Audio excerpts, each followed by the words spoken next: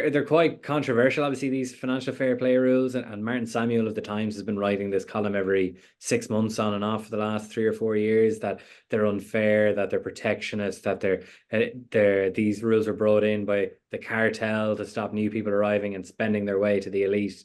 But teams have still managed to arrive and spend their way to the elite.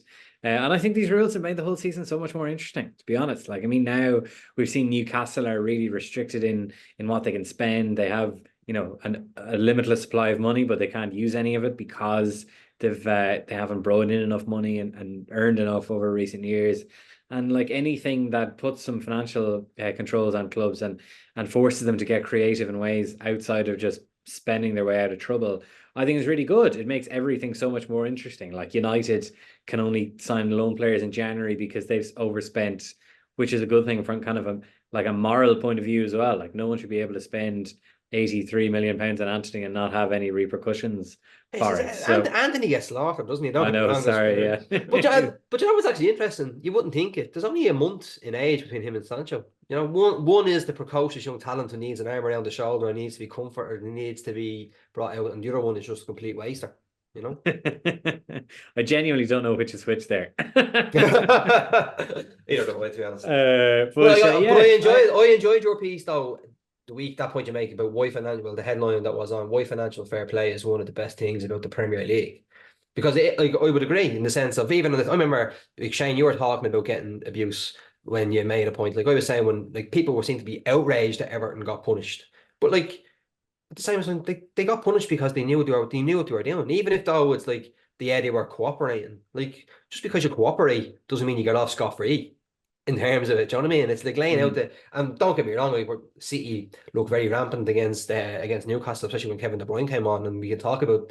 Well, we're not going to talk about their 115 charges now, but like that's kind of looming over everything here as well. So like, you know what I mean? Like this is where it's going to be. I don't know when that's going to actually 100% get sorted out and since but like I think you're right in what you say. Like the time of the days of being able to just like spend totally beyond means, and it's a different kind of case. But you see some of what's happening with Reading and owners, what's happened there, and how clubs can be absolutely decimated. There needs to be that kind of regulation, Gav. Well, can I just throw like the only question I have on this is, and obviously I'm nowhere near as clued in on it, but like, is this going to apply to Everton and Forest because they don't have the super wealth that means they can just tie it all up in court, whereas like our City ever going to be punished? Like I find it hard to believe that City are actually ever going to be punished because they're just too rich and just too capable of fighting any. They're I like think the parallel of the Donegal GA County Board. They're just too clever. It does seem to be slightly different in the sense that with Everton and with Forest, it's in black and white about the losses because it's about the profit and sustainability as well. Like it's not like the City thing is slightly different in terms of it's regarding contracts and it's regarding different sponsorships that have come in, etc., etc. Whereas it does seem to be a bit more black and white, and they've held their hands up to it in terms of how much they've actually lost and the money they've lost. It's just the process takes forever, and the process obviously takes too long. This is the problem with it all. Like the Everton got deducted 10 points for issues going back to in a 3-year period that culminated with last season. But there was something like 40,000 documents produced, and Everton had one charge. So you can imagine how much process and how much has to be got through with the Man City thing. Like I know people who pay kind of casual attention to it will be like, oh, you punish Everton and Man City have 115 charges that they've not been punished. Like that whole process is ongoing, like with the City thing. But final arguments. You read in the Mail last year that final arguments and a decision might not be made till the 25-26 season, which is a farce. Like I mean, the whole thing is hanging over the league, and even if we were expecting news on Forest and Everton today, it's not arrived at the time of recording. That might not be resolved until next season, which again is totally unsatisfactory. Like things have to be resolved so much more quickly. But the broad principle of it and the idea that the teams have to act smarter, I think, is a good thing, and it's a means of rewarding the smarter clubs. Like Brighton Brighton only spent, Forest spent 22 million more than Brighton last summer. It's not that much.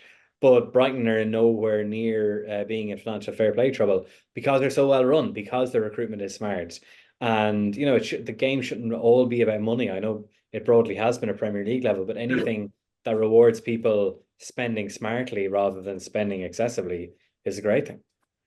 I actually had no idea that Divock Origi played for Nottingham Forest. Oh, the list of guys they've signed. I mean, we're Like, aware. yeah. Everybody played for Nottingham Forest. Like the odds were, like, were we recording this in England, one of the three of us would have been signed by them by just to go off the national average. But obviously, Andrew Amabamidele plays for them allegedly, but plays is on the books there. We'll hopefully get a loan deal now. But the list of guys that they've signed is bonkers.